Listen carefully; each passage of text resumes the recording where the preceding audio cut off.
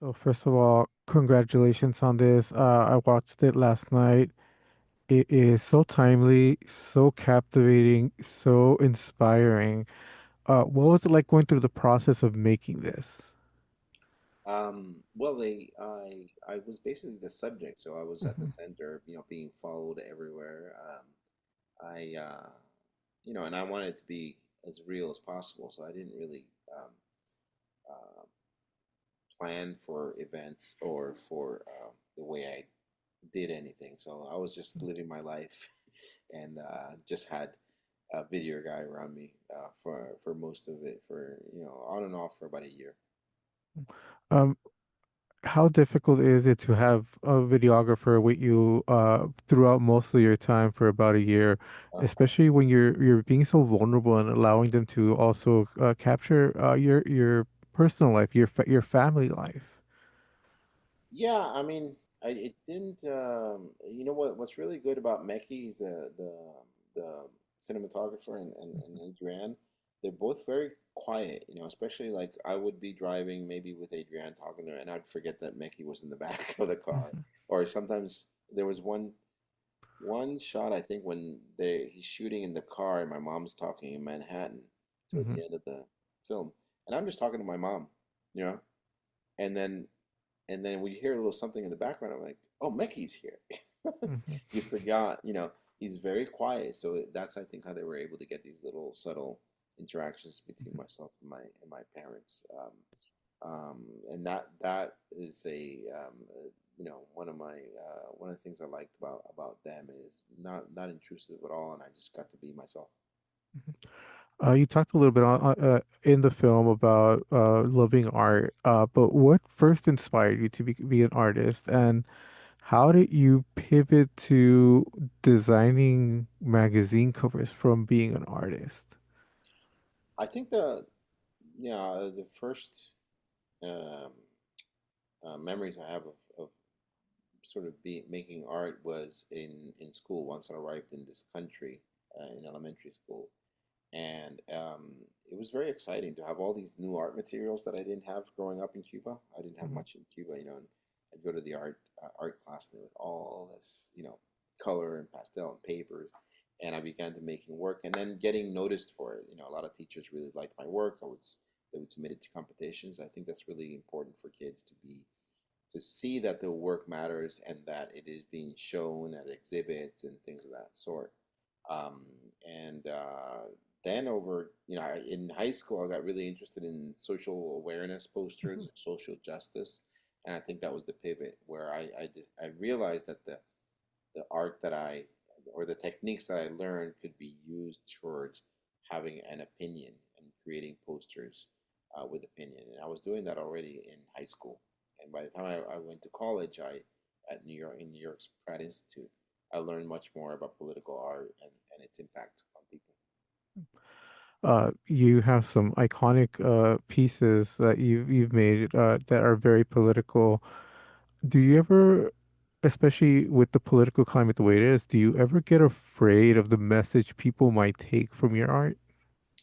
I think there's always something that makes you go, what can happen with this, etc. But I don't think it should keep you from making what you want. I think the danger for any artist or musician or podcaster is to not speak or not make something because uh, of repercussions or because you're afraid. I think it's a very difficult way to function in any art making process. So I put that to the side and just when you're making something, it's very hard enough to make the thing. Mhm. So if you're gonna layer on top of that, afraid, or is this gonna make money, or is this going to be cause problems with my family, all these other things. It's just too many other things to think about. That generally comes later. I think when I'm making work, it's more important to just be true to the work. And how important was it to have your family have your back and really encourage you to follow your dreams and Yeah, continue with the art? no, that's always been very important. I always had my parents show up at my events, even in high school. When I won some poster contest, they were there and taking pictures. And um, yeah, my parents have always been supportive of my work and just of me, of everything that I've done. They're, I have come across families where parents aren't supportive of their kids in one way or another, and it's sad because it makes a kid sort of not follow through on something. I think having parental support just gets you excited to do more and more and more. How cathartic has this process been? Because you did the bookworm, which I'm sure going through those memories was very therapeutic, but now you are reflecting on the book through this project. How do you feel now at the end of everything and everything that you were able to present to the audience? It's become more than I ever imagined. I wanted to put a book together to kind of honor my family, honor the people that we left behind, honor my grandparents, and tell their story, and honor Cubans. Because I believe that Cuban people's stories are just misunderstood, especially in Latin America, Central America, but also in this country. There's an idea that people are happy there, and that they have everything. They have healthcare, they have education. Why wouldn't they be happy? But there's so much happening underneath all of that, um, that I don't think the world is aware, and I wanted to do that. So that was my only goal. And then the fact that it actually has gotten awards, it's actually been the subject now of a documentary. Those were just added extras that I think it's wonderful to see, and to see how people kind of have taken the book and shared it with friends and family, so that they can really, it's my story and my family's story, but it's really the story of maybe like 1 million, 2 million Cubans that have left the island, right? They've left on boats, airplanes. They've gone to Venezuela, Mexico. I know people in Iceland that are that are Cuban refugees. So it's the story of many people, and but we all grew up in the same way, the same system, the same school uniform that you see in the book.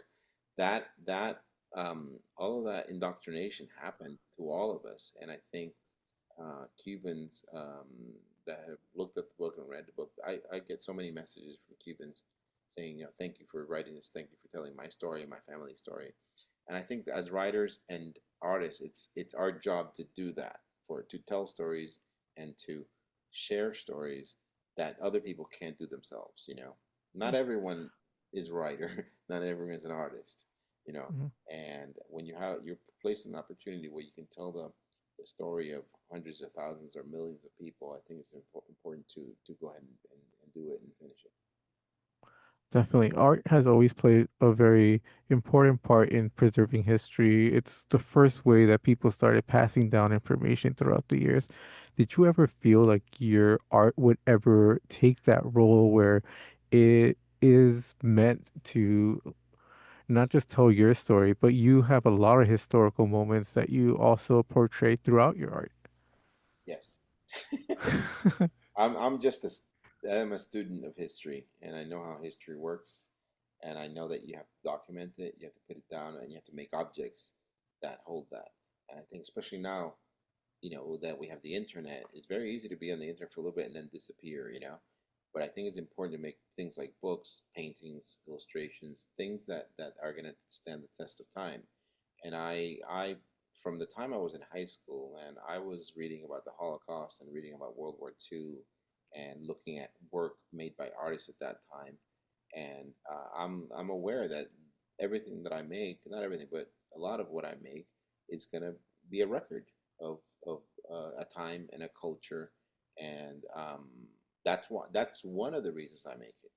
I'm like that much into it that I make things thinking, okay, in 50 years, someone's going to look back at these magazine covers and go, wow, okay, that was this guy was saying this. This was done in America.